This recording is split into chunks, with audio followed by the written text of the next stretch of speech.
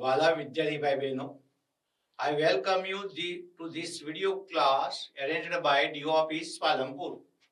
આજે આપણે કમ્પોઝિશનમાં section ઈમાં email writing અને એના અથવામાં પૂછાતો રિપોર્ટ રાઇટિંગ વિશે અભ્યાસ કરીશું. What is an email? Email is short for electronic mail. Email એટલે ઇલેક્ટ્રોનિક મેઇલ. ઈમેલ એક એવી સિસ્ટમ છે કે જે આપણને આપણા વિચારોને પહોંચાડવા અથવા આપણા અનુભવોને અન્ય લોકો સાથે શેર કરવા માટે સક્ષમ બનાવે છે. તે પ્રાપ્તકર્તાને ઇન્ટરનેટ દ્વારા મોકલવામાં આવે છે. ઈમેલ મેળવવા માટે ઈમેલ એડ્રેસ જરૂરી છે. ઈમેલ તે ઝડપી છે. પ્રાપ્તકર્તા ઓનલાઈન થાય તો તમારો ઈમેલ મેળવે છે. તે સુરક્ષિત છે. તેની કિંમત ઓછી છે એટલે કે પ્રમાણમાં સસ્તો છે. ફોટા, દસ્તાવેજો અને અન્ય ફાઇલોને પણ ઈમેલ સાથે જોડી શકાય છે. એક જ સમયે એકથી વધુ પ્રાપ્તકર્તાને એકથી વધુ ઈમેલ મોકલી શકાય છે. Format of an email. ઈમેલનો માળખું, એની રૂપરેખા કેવી હોવી જોઈએ? તો from sender's email ID, email મોકલનારનું ઈમેલ એડ્રેસ લખવાનું હોય છે. To recipient's email ID, email મેળવનારનું ઈમેલ એડ્રેસ. સબ્જેક્ટ એટલે કે ઈમેલ લખવાનો હેતુ. સેલ્યુટેશન એટલે કે ડિયર, રિસ્પેક્ટેડ એવા સંબોધન લખવાના હોય છે. Main body, the main content of the email એટલે મુખ્ય વિષય વસ્તુ. એમાં ત્રણ બાબતોનો સમાવેશ હોય છે: પ્રસ્તાવના, વિષય મુજબ માહિતી, શુભેચ્છા દર્શક શબ્દો. ક્લોઝિંગ, એન્ડિંગ સ્ટેટમેન્ટ એટલે કે સમાપન. attachment, attach the files with emails એટલે કે બિડાણ. signature line, senders name, signature and other details of contact એટલે કે મોકલનારનું નામ અને અન્ય વિગત. આપણે એને વિસ્તારપૂર્વક સમજીએ. સ્ટેપ 1. 2. ઈમેલ મેળવનારનું સરનામું લખવું. આપણે જે વ્યક્તિને ઈમેલ લખીએ છીએ એનું ઈમેલ આઈડી અહીં લખવું જરૂરી છે. સ્ટેપ 2. સબ્જેક્ટ, જે વિષય પર ઈમેલ લખવાનો હોય તેનું નામ લખવું. ધારો કે તમારી તેજસ્વી સફળતા માટે અભિનંદન પાઠવવાના હોય તો તમે શીર્ષકમાં સબ્જેક્ટમાં લખી શકો છો કે congratulation for your brilliant success. ધારો કે તમને કોઈ બર્થડે ગિફ્ટ મળી છે તો આભાર માનતો ઈમેલ લખવો હોય તો થેન્ક્સ ફોર બર્થડે ગિફ્ટ. વિશ્વ પર્યાવરણ દિનની ઉજવણી માટે તમે ઈમેલ લખતા હો તો celebration of world environment day. તમે મારી બેનના મેરેજમાં તમને આમંત્રણ પાઠવવાનું હોય તો an invitation to attend my sister's marriage. ધારો કે તંદુરસ્તી માટે, ફિટનેસ અને સાદા ખોરાકનું મહત્વ દર્શાવતો ઈમેલ લખવો હોય તો તમે સબ્જેક્ટમાં આ રીતે લખી શકો કે importance of good health, physical fitness and simple diet. ત્યાર પછી સ્ટેપ 3 માં સંબોધન. ધારો કે તમે મિત્રને લખો છો તો ડિયર ફ્રેન્ડ અથવા મિત્રનું નામ પણ લખી શકો છો. જેમ કે ડિયર ભાવેશ, ડિયર રીના. ધારો કે તમે મમ્મીને ઈમેલ લખો છો ડિયર મધર, પપ્પાને લખો છો તો ડિયર ફાધર. ધારો કે કાકાને લખો છો તો ડિયર અંકલ, સાહેબને લખો છો તો ડિયર સર, અને મેડમને લખતા હોય તો રિસ્પેક્ટેડ મેડમ. એ રીતે તમે સંબોધન કરી શકો છો. સ્ટેપ 4 તો મેઇન ટેક્સ્ટ, મુખ્ય ફકરો. અહીં ઈમેલ જેના વિશે લખવાનો હોય એની માહિતી 4-5 વાક્યોમાં લખવી.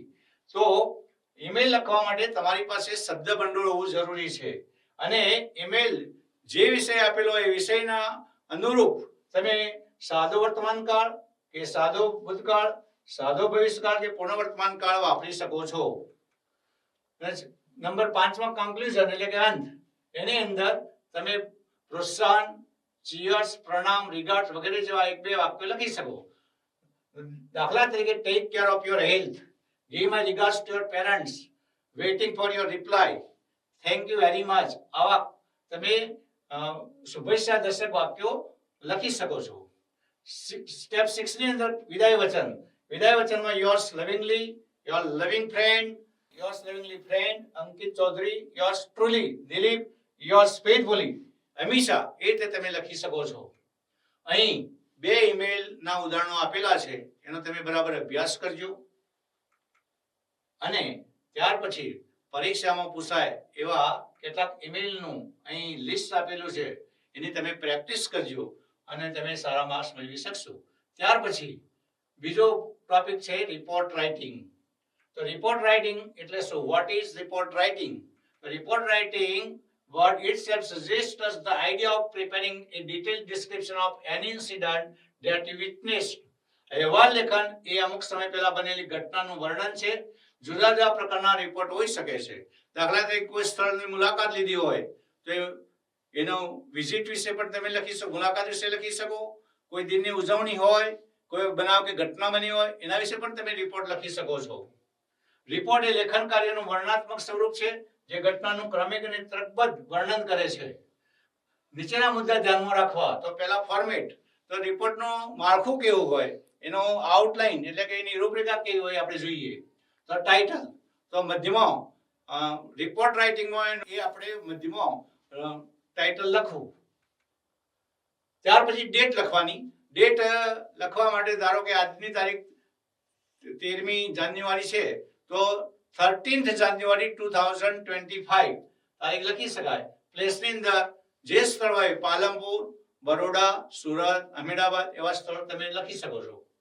Detail description in past tense. તો અહેવાલ સામાન્ય રીતે જે ઘટના બની ગઈ હોય, જે પ્રસંગ બની ગયો હોય એને વર્ણન કરવાનું હોય છે, એટલે આપણે એને ભૂતકાળમાં લખવાનો હોય છે. વિષય વસ્તુની રજૂઆત અપેક્ષિત વેલ્યુ પોઈન્ટ્સ પ્રમાણે લખવાની હોય છે. કોઈ પણ ઘટના પ્રસંગ બન્યો હોય એમાં હુ, વોટ, વેર, વેન, હાઉ એ બધા પ્રશ્નોના જવાબો સમાવિષ્ટ થવા જોઈએ. ત્યાર પછી ગ્રામર, સ્પેલિંગ, ભાષા શુદ્ધિ અને મુદ્દાનો ઉપયોગ. તો ગ્રામેટિકલી કોઈ પણ વાક્ય રચનામાં કોઈ ભૂલ હોવી ના જોઈએ. બધા સ્પેલિંગ સાચા હોય એ પણ ધ્યાનમાં રાખવું જરૂરી છે.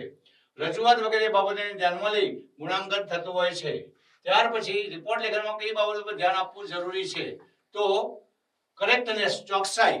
તમે જે પણ લખો છો એ વ્યવસ્થિત રીતે સ્પષ્ટપણે સાચી ભાષામાં લખાવવું જોઈએ. Impressive presentation. તમારી અભિવ્યક્તિ સરળ, સ્પષ્ટ અને સચોટ હોવી જોઈએ. Use of simple past tense. તમે સાદા ભૂતકાળનો ઉપયોગ કરો ત્યારે તમે એક્ટિવ વોઇસ કે પેસિવ વોઇસનો પણ ઉપયોગ કરી શકો છો. ક્રોનોલોજીકલ ઓર્ડર એટલે કે જે ઘટના પ્રસંગ બન્યો હોય એને એ ઘટનાને તમે ક્રમિક રીતે જેમ જેમ ક્રિયા બનતી હોય, પ્રસંગ બનતો હોય એ પ્રમાણે તમે એનું વર્ણન કરો. એ બહુ અત્યંત જરૂરી છે. અહીં એક રિપોર્ટ આપેલો છે પ્રાઇઝ ડિસ્ટ્રીબ્યુશન સેરેમનીનો. એનો તમે બરાબર અભ્યાસ કરજો અને પરીક્ષામાં પૂછી શકાય એવા રિપોર્ટ અહીં આપેલા છે. એ પણ તમે એની પ્રેક્ટિસ કરજો.